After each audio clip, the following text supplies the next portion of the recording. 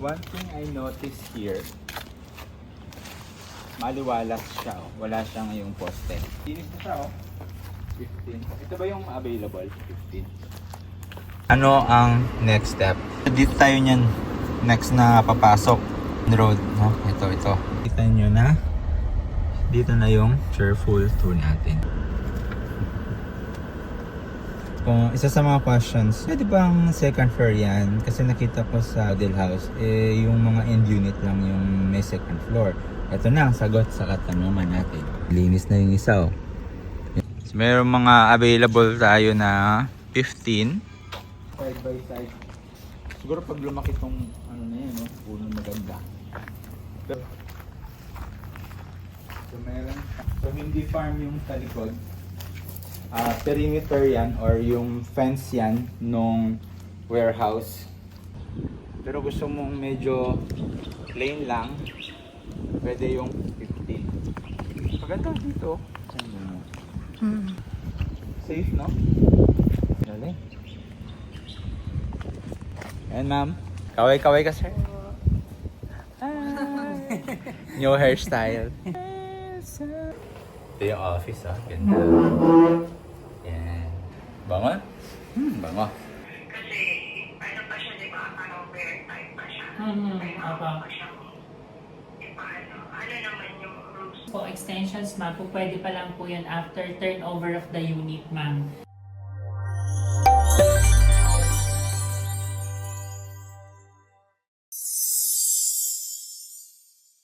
Alright, mga Santing, kumusta po kayo dyan? So, it's another video po, follow-up video po ito nung kahapon at na-overwhelmed kami dun sa mga message. May contact sa atin through Viber and WhatsApp and most of them are overseas, no? Ngayon, yung client na binidyohan natin yung kukunin nila sa kukunin niya sa SMDC Cheerful 2 ay proceed na siya for reservation. So, ita-title na lang natin tong video na gagawin natin ngayon is paano mag-reserve ng unit dyan sa Cheerful Homes. Diba? So, yun yung title natin. So, ano yung mga procedure na kailangan nila ihanda or kailangan natin i-prepare? Kung halimbawa, nagustuhan nyo yung video, gusto nyo yung kumuha ng unit, syempre, what's next, diba? Anong next? And syempre, ang tanong dyan, pwede bang isa sa mga tanong na nandito, yan, na pwede ba akong mag-reserve kahit wala sa Pilipinas? So, yun yung mga legit questions, no? Yes, guys, pwede kayong mag-reserve kasi lahat itong gagawin natin is paperless, contactless, no? Yun, ganyan po yung SMDC. No need to yung actual na puntahan mo yung lugar, basta alam mo lang yung location, trusted mo yung agent, syempre. So, Miss Amor, ano nga ba yung masasabi mo doon sa kahapon? May mga inquiries ba tayo? Oo, meron. Sa emails natin, nagtatanong sila kung paano daw mag-reserve and may mga available pa. So, good news is madami pa po tayong available. Lalo na sa mga perimeter, malapit sa amenities, marami pa po tayong available. Alright. So, since na open itong Cheerful 2 is ginawa mo na nila yung mga unit. Then, before benta. So, mas mabilis lang siyang syempre mag-move in. At ngayon naman, pupuntahan natin or dadaan tayo dun sa pinaka main road. Kahapon dun sa video na ginawa natin, kung di pa kayo nakapanood dun sa ng video na ginawa namin, dun kami dumaan sa Cheerful 1, which is dito sa may 7-Eleven. Pero yung Cheerful 2, guys, yung pinaka main road niya is nandito po sa may Santa Maria, no? Maragul, na yung daanan niya talaga. Saan ba yung mga access nitong ating project? So before that, we prepare the materials para mas ma-emphasize namin yung locations, ano yung mga access roads niya. Alright? So na yung presentation namin. So nag-go na for reservation yung ating client. Ano ang next step? So first, is kailangan mamili muna yung ating client ng mga available. So, since gusto niya na perimeter at malapit sa amenities, ang suggestion ko sa kanya is itong Block 12. Why? Malapit siya sa amenities, which is yung nilakaran natin ng unang video. And secondly, yung perimeter, which is prefer ng ating client. So, ano ang tanong din natin client, ano ba yung nandito? So, mga farm po yan, no? Yung mga mais, yan, farm po siya dito. Alright? And facing ano po ito, north. Kasi yung east nito, ito yung east. Okay, east yung silang ng araw, tapos lubugan. Ito naman yung west, dito siya, yung west. And then ito yung north, and then ito yung south. So, ang mga property na facing north guys, maganda siya dahil yung mga malamig na hangin nandyan, no? Kaya nga dun sa pagtatayo ng bahay, diba? Yung mga architect is mas ginagawa nila mas malaking bintana dun sa facing north. Ito dito tayo niyan next na papasok. Okay? Ito yung main road, no? Ito. Yan, yun yung main road. Ito naman yung access road dun sa Cherpool 1. Dito tayo dumaan kanina. Ito yung mga model house at ito yung amenities. So dito lang siya. Okay. So hindi siya gano'n kalayuan dun sa amenities and the entrance. Ayan, diba? So kung makikita nyo, so nandito ulit tayo sa actual location natin. Alright.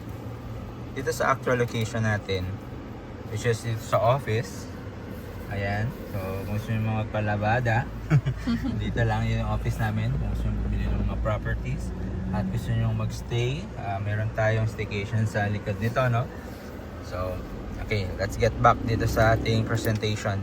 So, dito tayo ngayon, no? Yan. Dito tayo sa 7-Eleven yan. Ayan, 7-Eleven. Okay. Right. And then, ito yung Cherpool 1. Ito yung mga nakikita nyo dun sa video natin ng mga horizontal condo na mga row type, no, na houses. Okay. Then ito yung ayan, ito yung yan, no, kita nyo ganito siya yung tsura nya, right? So ganyan siya.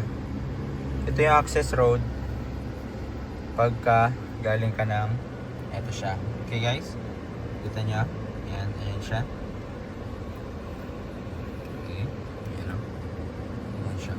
Yan. Diyan tayo dumaan nung unang video natin. So naglakad-lakad tayo dito. Ito yung perimeter road guys. Perimeter area. So dito, ito yung tinanong ng anong nasa likod. So yan po ay maisan. Farm po yan siya. Farm. Okay. So wala naman po siyang body of water po dyan. Okay, like yung river. Alright. So, and dito tayo dadaan yan. So, U-turn tayo. U-turn tayo kasi yun yung unang entrance papuntang Cherpool 1. U-turn tayo. Ayan, dyan tayo, liliko tayo dyan. Para, pag naka-U-turn na tayo, okay, dito tayo dadaan sa Modesto Santos. Ito siya guys. Ayan, dito tayo dadaan. Right? Ito siya.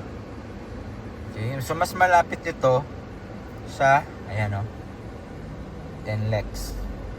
Kita nyo guys, yan o, NLEX. NLEX na yan o. Then, mas malapit yun sa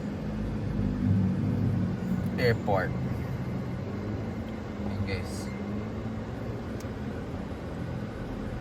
Bird's eye view natin. Yan yung airport o. Ito na yung station ng tren na sinasabi ko. Ito yung tren. Railway. So, ayan. Mas malapit na siya. Pag dito ka dumaan sa pinaka main road niya. So, mga nasa 500 meters yan. Yan guys. So, alright. Ito siya. Okay. Modesto Santos. Yung dadaanan natin.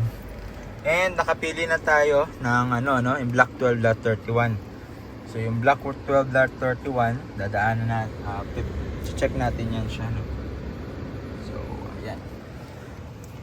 So let's go! Let's go! Alright.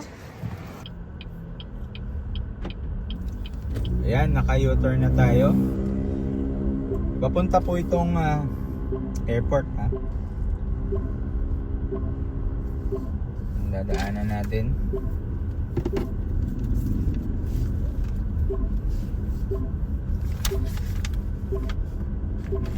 Papuntang NLEX.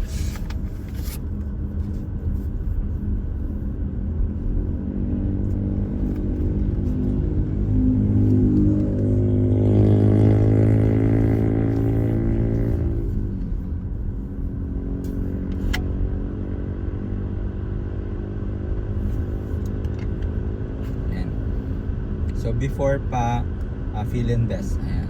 So kung sa NLEX, approximately 1 kilometer from NLEX. No? Sa video ko kahapon, nilagay ko doon 2 kilometers from NLEX. Pero pag dumaan ka dito sa pinaka bypass niya, or hindi naman siya bypass, main road niya, mga 1 kilometer lang. Kung mag-check nyo yan siya. So yung yellow, yan yung NLEX. Diba? So sobrang lapit na niya sa NLEX.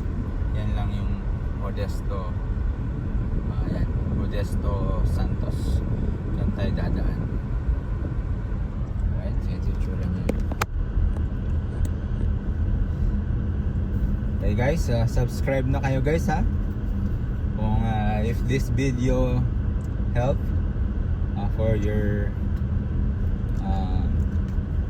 planning to acquire property here, or kung talagang hindi talaga enough yung video guys, you can stay to one of our staycations and isip-isip, and pwede din tayo the next day. We will have our tour, parang traveling tour ba, pero mga property yung inaano natin dyan. Yung tanong din sa atin, may TODA ba dyan? Ayan, may TODA po. Ayan siya. So, meron yan silang association dyan. Kuha lang kayo ng number. Text nyo lang kung saan kayo yung block and lot dun. Pipick up kayo ng driver. And ihatid kayo dyan. So, from there, pwede na kayong mag-jeep. Jeep papuntang Angeles. Ayan. So, ito siya, very walang mga, diba? Hindi crowded. Space. Ayan siya. Mga warehouse po dito. Maraming mga warehouse. Okay. Wala naman po mga manufacturing dyan. Alright. So, Santa Maria. Pero Modesto road tawag dito eh. Ayan guys. Malapit na tayo. Makikita nyo. Ayan. Okay. So may mga ginagawa ditong bypass road, parang kagaya sa Angeles na mayroon river road papuntang MacArthur.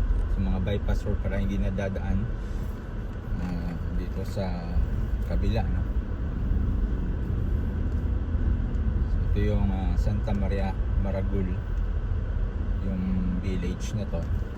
But as you can see, kahit na may village, decent pa rin yung sukat ng daan. Pagkalagpas po natin dito sa may bridge po dito, ayan yung bridge. Alright. So may mga nare-receive tayong comment na how much, ano. So kindly message us. Nakikita niyo yung number, active po yan sa WhatsApp.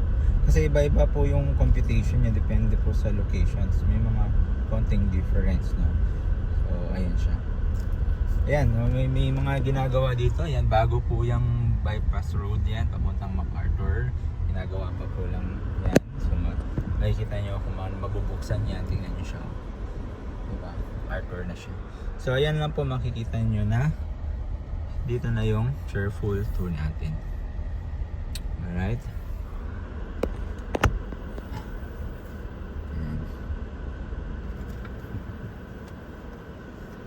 So, pe-present lang tayo. Tama-tama, yung isa sa mga questions na narinig natin dun sa client, lalo na yung nagre-reserve. Kung isa sa mga questions niya, pwede bang second floor yan? Kasi nakita ko sa model house, yung mga end unit lang yung may second floor. Ito na ang sagot sa katanungan natin. Ayan o, dalawa pa. Mga inner po yan na nagpa-expand na. Tingnan nyo naman yan. Diba? Video natin yan. Ganda oh. At least meron tayong idea. Diba? Ganyan siya pag natapos. Okay. Ito, malinis na yung isa oh. Yan po, nasagot na natin yung questions na pwede pang i-extend. Yan mga ganyan pala guys. So na-inform kami na may mga dedicated shop houses tayo. So i-check mo more yung ano natin. Hindi lahat ng bahay is pwedeng lagyan ng mga shop house. May naka-allocate at nakagawa na. So ito yung mga ayan oh, corner and yan yun siya mga shop houses. Kasi ang pangit kapag lahat yan, pwede kang magtinda-tinda, di ba? Ngayon, kung gusto niyo ng halimbawa ito, gusto niyo magtindahan, kunin niyo mga ganito na nakaano na siya. Yan. Video mo more. Yan. So bilhin mo yung mga nakaganyan na siya. 'Di ba? Gusto mo. So ang tanong, pwede ba akong mag-shop house na boss inner lang siya na basic yung meron ako? Parang hindi siya ma-approve guys kasi pag may shop house, ganyan lang dapat. Okay, naka-allocate lang siya. So kung anong model, anong locations ang pwedeng lagyan ng shop house, which is nakagawa na siya ganyan. Alright? So kung mag-decide kayo na gusto ko lang mag-business, kunin nyo na yung may gawa ng shop house. Meron pa rin siyang setback kung ano, may pa rin yung setback niya. Diba? Ganda. So dito tayo ngayon. Okay. So makikita nyo, detail by detail to guys. Dito na. So ito yung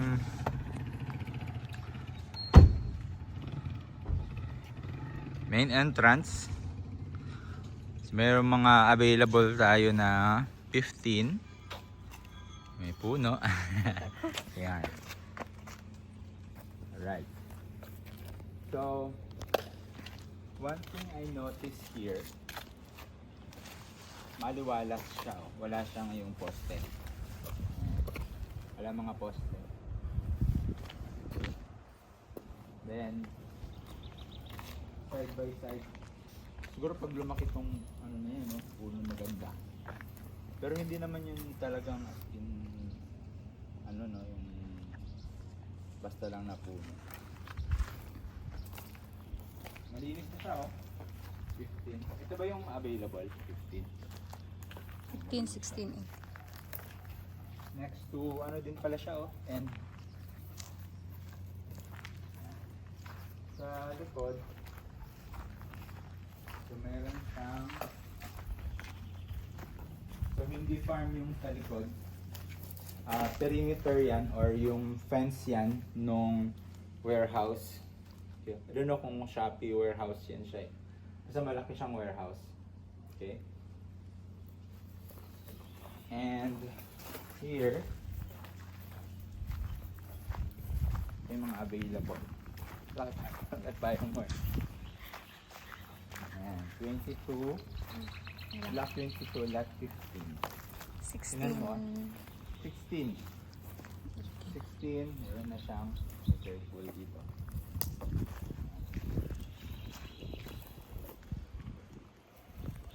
Wala na. Wala na, 18 na. 18. Yung 18. Poste. Okay. So yung 18, meron siyang poste at meron din puno. Okay. Kung gusto mo na meron kang ano? Yan o. Ilaw. Pwede kunin mo yung 18 at yung puno. Pero gusto mong medyo plain lang, pwede yung 15. Maganda dito. Ganun yung entrance, oh. Safe, no? Kasi may guard. Galing. Ayan, guys. Ayan. Ayan, ma'am. Piliin nyo lang. Tapos, yung mamaya, kung gusto nyo rin na doon sa isa, yung malapit sa amenities, yun yung next natin ngayon. Sa mga, ano natin, follower, baka gusto doon. Okay? So, let's go. Pupuntahan natin yung Block 12.31. Yun yung nirecommend ko kay clients. So, shout out. Client, overseas client, no? At ito po, uncut na to, no, ha? So hopefully hindi maputol yung video natin para direct siya punta talaga dun sa pinaka available, no? Okay.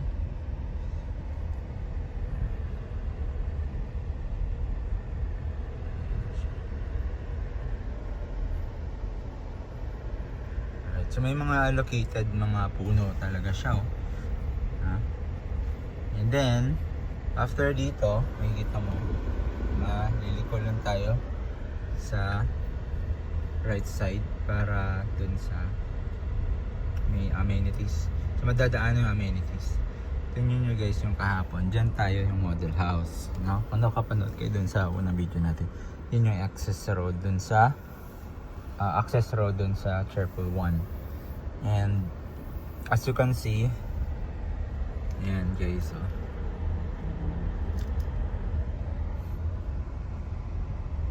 Ayan. Ang ganda ng puno, no? Ayan, oh. Ano yata ito eh, yung talisay. So, okay. Message lang kayo sa akin guys, no? Kung makapanood na ating video.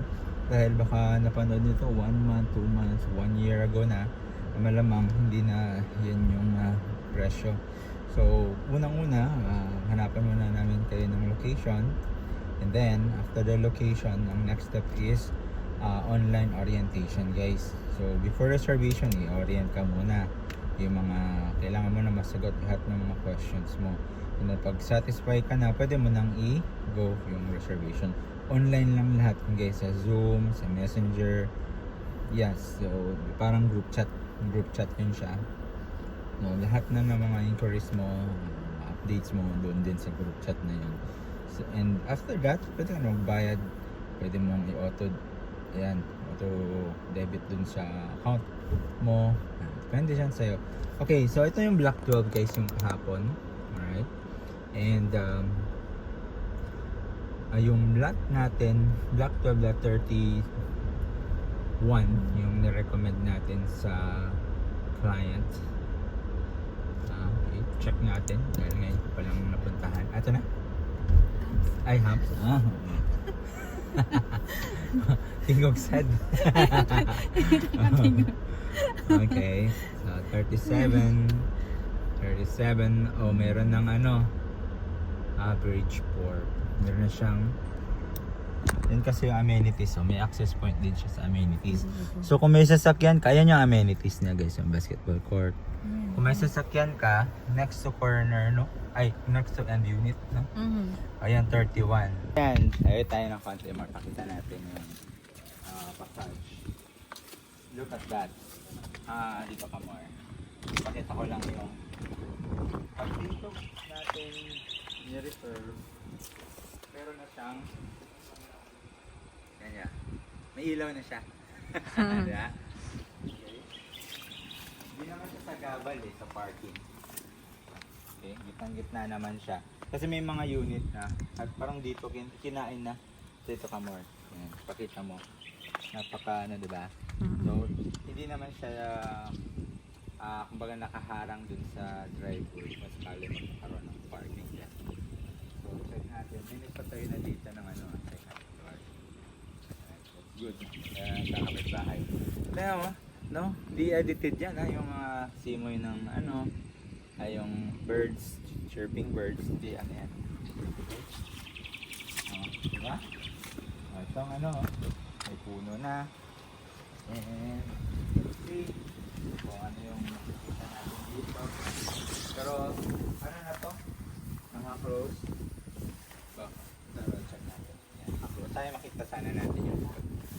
Maganda yung likod nito eh. Ito, parang may nakakuha na kasi ginra scatter na eh, no?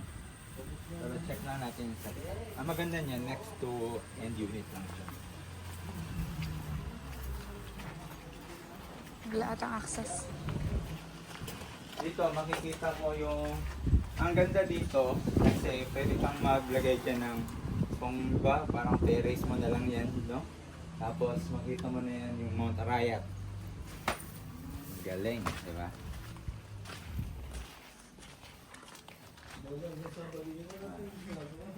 Tapos yung yan, okay na po yan, yung Block 31.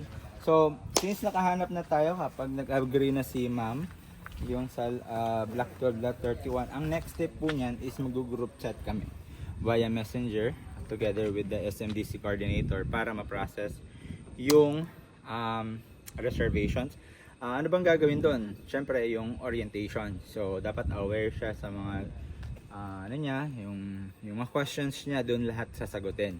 At kapag lahat na nasagot na yung mga questions, nakapili na ng mga terms, bang pag-ibig ba niya, and ilang terms. So, sasendan na siya ng 4. Yung cluster. Bilangin natin. 1, 2, 3, 4. Apat lang na cluster siya. Diba? Ito nga yan dito. Sa mga gusto pa niya na, yung ano, mabait tong client natin. Gusto niyong tabihan. Alright? So, next step is gagawa tayo. So, 'di ba, una, hanap muna ng available unit, yung actual unit, no? Kung nandito ka sa Pinas, tingnan mo siya ng personal. Kung wala ka pa sa Pilipinas, so contact us. Gagawa natin ng ganitong video, no? And you can reserve it online. So, next, pag nakahanap na tayo ng unit, that's the time mag-create tayo ng group chat together with the coordinators at SMDC. So, yung group chat na yon, dedicated lang yun para dun sa pag-acquire ng property dito. And then, schedule tayo ng presentation. So, si SMDC, magpe-present doon yung kinuha niya, tapos yung mga details, lalagay mo doon, at kung may mga tanong ka, pwede nyo itanong doon. Kapag ka na lahat ng mga katanungan mo ay na-clear na, and that's the time na mag-move na siya for reservation. So may isasend siya na bank account, okay? Isasend lang isasend mo lang doon, yung bank account nun. And then after that, meron siyang after 30 days, mag-i-start na yung payment mo sa down payment mo, kunin mo ng terms. And then meron kang pipirha pa na contract to sell, ipapadala lang kung saan ka. Hindi mo kailangan pumunta dito, no? So, kung saan, sa abroad ka man, saan ka man sa Pilipinas, ipapadala yun sa'yo. May mga naka-note na yan kung saan ka pipirma. Alright? So, again, yan ma'am. Ito po yung unit natin na na-recommend sa kanya. Dahil, tingnan nyo naman yan guys. Ito tayo. Tandaan nyo na ito yung ano nyo ma'am, oh. Nicole Bridgeport. Diba? Corner. Doon tayo kahapon. Diba? Yung ano, yung basketball court. Yung basketball court. Malapad pa yan. Diba? So, sa mga client natin na gustong kumuha dito, at wala silang time na pumunta, so pwede nyo kong kontakin, pwede nyo kaming kontakin sa number sa baba, ayan, 0921-538-449. So marami pong salamat sa inyong panonood ng aking video, at ayan, kung may mga question kayo, comment down below, at kung ano pa yung mga isipan yung tanungin, pwede natin gawa ng video dito. Okay? So happen na medyo marami lang talagang interested nung na-feature natin tong una. So hindi lang to parang isang best na transaction guys, no? We want long-term relationship. Kung ano mong plano na kunin mong property, so tulungan namin kayo. Paparenta nyo man yan, titirhan nyo man yan. So, at least nandito lang din yung kasanti. So, maraming pong salamat. kay Miss Amor. Ayan. Thank you sa ating videographer. So, ayan. So, alright guys. Maraming salamat. Bye!